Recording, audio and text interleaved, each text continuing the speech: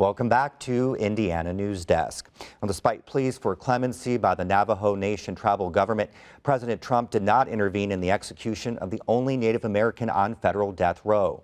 Adam Pinsker was a witness to Lesmond Mitchell's execution.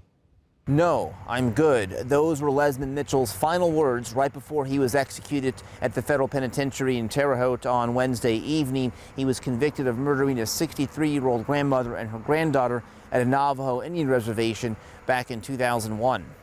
It took 26 minutes from the time Lesmond Mitchell's lethal injection began until he was pronounced dead by a Bureau of Prisons official. Daniel Lee, the father of one of Mitchell's victims, said through his attorney he waited 19 years to get the justice he was seeking. I will never get Tiffany back, but I hope this will bring some closure. Mitchell's execution divided members of the Navajo Nation, a 27,000 square mile sovereign reservation on the Arizona-New Mexico border. The federal government should not be executing Navajo citizens without the nation opting in. Council Delegate Carl Slater says the federal government violated a 1994 law called the Federal Death Penalty Act. It bars the federal government from executing a member of a native tribe if that tribe decides to opt out, which is exactly what the Navajo Nation Public Safety Committee decided almost 20 years ago when the crime occurred. They delivered a pretty substantial report, and in the report they said that they recommend the nation does not opt into the federal death penalty, and to date the nation never has opted in. Members of the group Death Penalty Action has protested every federal execution since they resumed last month. Director Abe Bonowitz believes it's no coincidence the Trump administration scheduled Mitchell's execution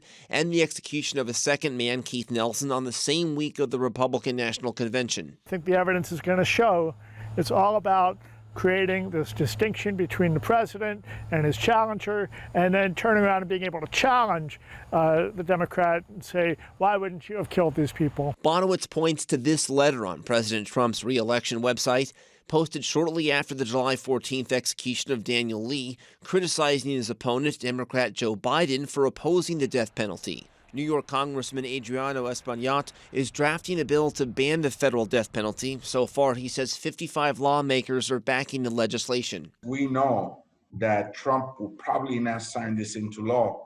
I believe it is important that we lay out the work, the groundwork. But Lee, seen wearing a Trump 2020 hat, said through his attorney that if it wasn't for the president, he may never be able to have closure in this case. I would also like to thank Attorney General William Barr and President Donald Trump for their pursuit of justice for Tiffany.